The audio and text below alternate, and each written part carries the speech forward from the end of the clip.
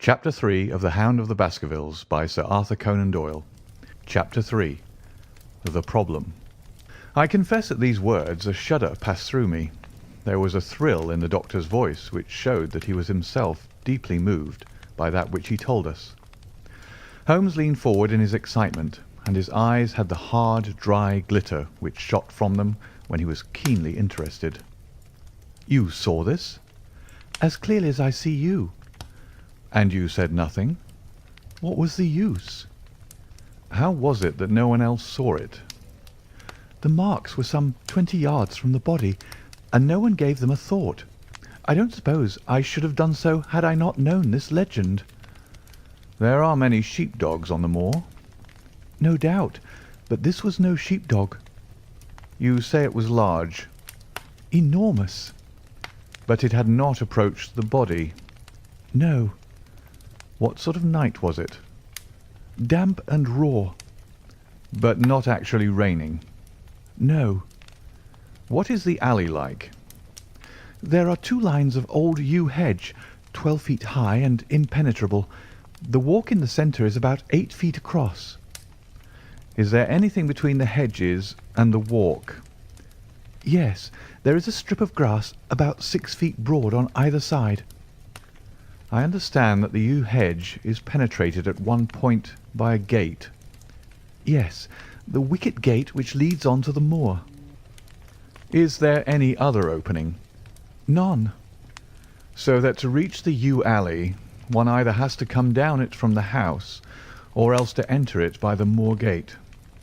"There is an exit through a summer house at the far end." "Had Sir Charles reached this?" "No, he lay about 50 yards from it." "Now tell me, Dr. Mortimer, and this is important, the marks which you saw were on the path and not on the grass." "No marks could show on the grass." "Were they on the same side of the path as the moor gate?" "Yes, they were on the edge of the path on the same side as the moor gate." "You interest me exceedingly. Another point. Was the wicket gate closed?" "Closed and padlocked." "How high was it?"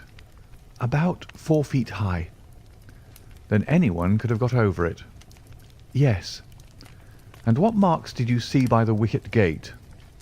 "None in particular." "Good heaven! Did no one examine?" "Yes, I examined myself." "And found nothing?" "It was all very confused. Sir Charles had evidently stood there for 5 or 10 minutes." "How do you know that?" "Because the ash had twice dropped from his cigar." "Excellent. This is a colleague, Watson, after our own heart. But the marks?" "He had left his own marks all over that small patch of gravel. I could discern no others." Sherlock Holmes struck his hand against his knee with an impatient gesture. "If I had only been there!" he cried. "It is evidently a case of extraordinary interest, and one which presented immense opportunities to the scientific expert.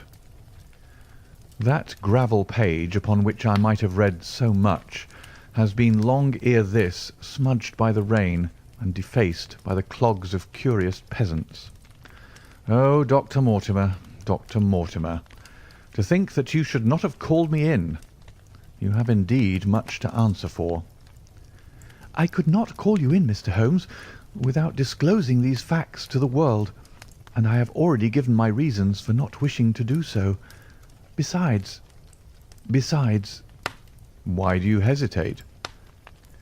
"There is a realm in which the most acute and most experienced of detectives is helpless." "You mean that the thing is supernatural?" "I did not positively say so." "No, but you evidently think it."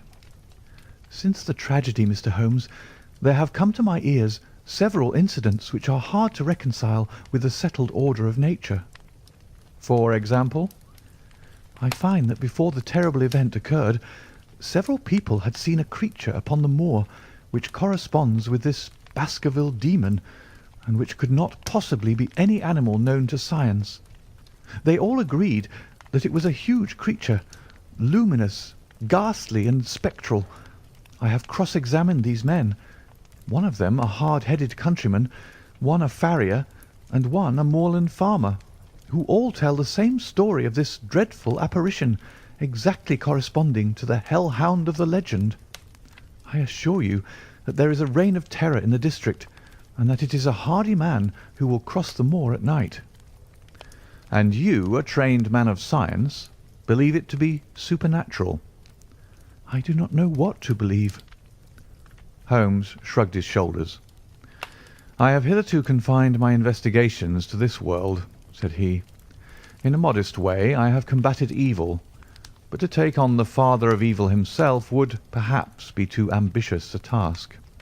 Yet you must admit that the footmark is material." "The original Hound was material enough to tug a man's throat out, and yet he was diabolical as well." "I see that you have quite gone over to the supernaturalists. But now, Dr. Mortimer, tell me this. If you hold these views, why have you come to consult me at all? You tell me in the same breath that it is useless to investigate Sir Charles's death, and that you desire me to do it." "I did not say that I desired you to do it." "Then how can I assist you?" "By advising me as to what I should do with Sir Henry Baskerville, who arrives at Waterloo Station." Dr. Mortimer looked at his watch. "In exactly 1 hour and a quarter." "He being the heir?" "Yes. On the death of Sir Charles, we inquired for this young gentleman, and found that he had been farming in Canada. From the accounts which have reached us, he is an excellent fellow in every way. I speak now not as a medical man, but as a trustee and executor of Sir Charles's will." "There is no other claimant, I presume?" "None. The only other kinsman whom we have been able to trace was Roger Baskerville, the youngest of 3 brothers, of whom poor Sir Charles was the elder. The second brother, who died young, is the father of this lad Henry. The third, Roger, was the black sheep of the family. He came of the old masterful Baskerville strain, and was the very image, they tell me, of the family picture of old Hugo. He made England too hot to hold him, fled to Central America, and died there in 1876 of yellow fever. Henry is the last of the Baskervilles. In 1 hour and 5 minutes I meet him at Waterloo Station. I have had a wire that he arrived at Southampton this morning. Now, Mr. Holmes, what would you advise me to do with him?" "Why should he not go to the home of his fathers?" "It seems natural, does it not? And yet consider that every Baskerville who goes there meets with an evil fate. I feel sure that if Sir Charles could have spoken with me before his death, he would have warned me against bringing this, the last of the old race, and the heir to great wealth, to that deadly place. And yet it cannot be denied that the prosperity of the whole poor, bleak countryside depends upon his presence. All the good work which has been done by Sir Charles will crash to the ground if there is no tenant of the hall. I fear lest I should be swayed too much by my own obvious interest in the matter, and that is why I bring the case before you, and ask for your advice." Holmes considered for a little time. "Put into plain words, the matter is this," said he. "In your opinion, there is a diabolical agency which makes Dartmoor an unsafe abode for a Baskerville. That is your opinion?" "At least I might go the length of saying that there is some evidence that this may be so." "Exactly. But surely if your supernatural theory be correct, it could work the young man evil in London as easily as in Devonshire. A devil with merely local powers, like a parish vestry, would be too inconceivable a thing." "You put the matter more flippantly, Mr. Holmes, than you would probably do if you were brought into personal contact with these things. Your advice, then, as I understand it, is that the young man will be as safe in Devonshire as in London. He comes in 50 minutes. What would you recommend?" "I recommend, sir, that you take a cab, call off your spaniel who is scratching at my front door, and proceed to Waterloo to meet Sir Henry Baskerville." "And then?" and then you will say nothing to him at all until I have made up my mind about the matter." "How long will it take you to make up your mind?" 24 hours. At 10 o'clock tomorrow, Dr. Mortimer. I will be much obliged to you if you will call upon me here, and it will be of help to me in my plans for the future if you will bring Sir Henry Baskerville with you." "I will do so, Mr. Holmes." He scribbled the appointment on his shirt cuff and hurried off in his strange, peering, absent-minded fashion. Holmes stopped him at the head of the stair. "Only one more question, Dr. Mortimer. You say that before Sir Charles Baskerville's death several people saw this apparition upon the moor." "3 people did." "Did any see it after?" "I have not heard of any." "Thank you. Good morning." Holmes returned to his seat with that quiet look of inward satisfaction which meant that he had a congenial task before him. "Going out, Watson?" "Unless I can help you." "No, my dear fellow. It is at the hour of action that I turn to you for aid." "But this is splendid, really unique from some points of view. When you pass Bradley's, would you ask him to send up a pound of the strongest shag tobacco? Thank you. It would be as well if you could make it convenient not to return before evening. Then I shall be very glad to compare impressions as to this most interesting problem which has been submitted to us this morning." I knew that seclusion and solitude were very necessary for my friend in those hours of intense mental concentration during which he weighed every particle of evidence, constructed alternative theories, balanced one against the other, and made up his mind as to which points were essential and which immaterial. I therefore spent the day at my club, and did not return to Baker Street until evening. It was nearly 9 o'clock when I found myself in the sitting-room once more. My first impression as I opened the door was that a fire had broken out, for the room was so filled with smoke that the light of the lamp upon the table was blurred by it. As I entered, however, my fears were set at rest, for it was the acrid fumes of strong, coarse tobacco which took me by the throat and set me coughing. Through the haze I had a vague vision of Holmes in his dressing-gown, coiled up in an armchair with his black clay pipe between his lips. Several rolls of paper lay around him. "Caught cold, Watson?" said he. "No, it's this poisonous atmosphere." "I suppose it is pretty thick, now that you mention it." "Thick? It's intolerable." "Open the window, then. You've been at your club all day, I perceive." "My dear Holmes."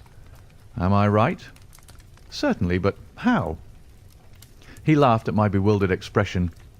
"There is a delightful freshness about you, Watson, which makes it a pleasure to exercise any small powers which I possess at your expense.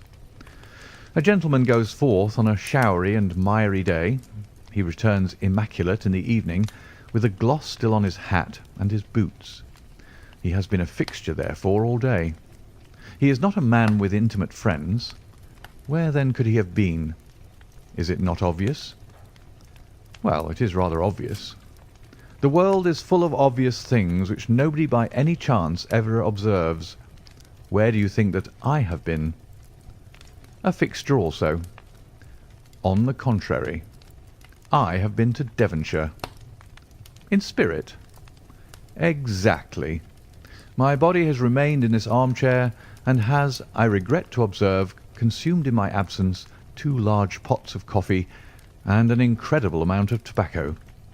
After you left, I sent down to Stamford's for the ordnance map of this portion of the moor, and my spirit has hovered over it all day. I flatter myself that I could find my way about." "A large-scale map, I presume?" "Very large." He unrolled one section and held it over his knee. "Here you have the particular district which concerns us. That is Baskerville Hall in the middle." "With a wood around it?" "Exactly. I fancy the yew alley, though not marked under that name, must stretch along this line, with the moor, as you perceive, upon the right of it. This small clump of buildings here is the hamlet of Grimpen, where our friend Dr. Mortimer has his headquarters. Within a radius of 5 miles there are, As you see, only a very few scattered dwellings. Here is Laughter Hall, which was mentioned in the narrative. There is a house indicated here, which may be the residence of the naturalist. Stapleton, if I remember right, was his name. Here are two moorland farmhouses, High Tor and Foulmire. Then 14 miles away, the great convict prison of Princetown. Between and around these scattered points extends the desolate, lifeless moor. This, then, is the stage upon which tragedy has been played, and upon which we may help to play it again. It must be a wild place. Yes, the setting is a worthy one, if the devil did desire to have a hand in the affairs of men. Then you are yourself inclining to the supernatural explanation? The devil's agents may be of flesh and blood, may they not? There are two questions waiting for us at the outset. The one is whether any crime has been committed at all. The second is what is the crime and how was it committed? Of course, if Dr. Mortimer's surmise should be correct, and we are dealing with forces outside the ordinary laws of nature, there is an end of our investigation. But we are bound to exhaust all other hypotheses before falling back upon this one. I think we'll shut that window again, if you don't mind. It is a singular thing that I find that a concentrated atmosphere helps a concentration of thought. I have not pushed it to the length of getting into a box to think, but that is the logical outcome of my convictions. Have you turned the case over in your mind?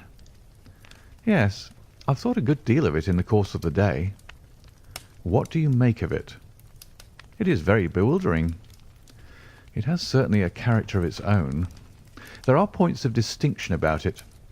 That change in the footprints, for example. What do you make of that? Mortimer said that the man had walked on tiptoe down that portion of the alley. He only repeated what some fool had said at the inquest. Why should a man walk on tiptoe down the alley? What then? He was running, Watson. Running desperately. Running for his life. Running until he burst his heart and fell dead upon his face. Running from what? There lies our problem. There are indications that the man was crazed with fear before he ever began to run. How can you say that? I am presuming that the cause of his fears came to him across the moor. If that was so, and it seems most probable, only a man who had lost his wits would have run from the house instead of towards it. If the gipsy's evidence may be taken as true, he ran with cries for help in the direction where help was least likely to be. Then again, whom was he waiting for that night? And why was he waiting for him in the yew alley rather than in his own house? You think that he was waiting for someone? The man was elderly and infirm. We can understand his taking an evening stroll, but the ground was damp and the night inclement. Is it natural that he should stand for 5 or 10 minutes, as Dr. Mortimer, with more practical sense than I should have given him credit for, deduced from the cigar ash? But he went out every evening. I think it unlikely that he waited at the Moorgate every evening. On the contrary, the evidence is that he avoided the moor. That night he waited there. It was the night before he made his departure for London. The thing takes shape, Watson. It becomes coherent. Might I ask you to hand me my violin, and we will postpone all further thought upon this business until we have had the advantage of meeting Dr. Mortimer and Sir Henry Baskerville in the morning. End of chapter 3.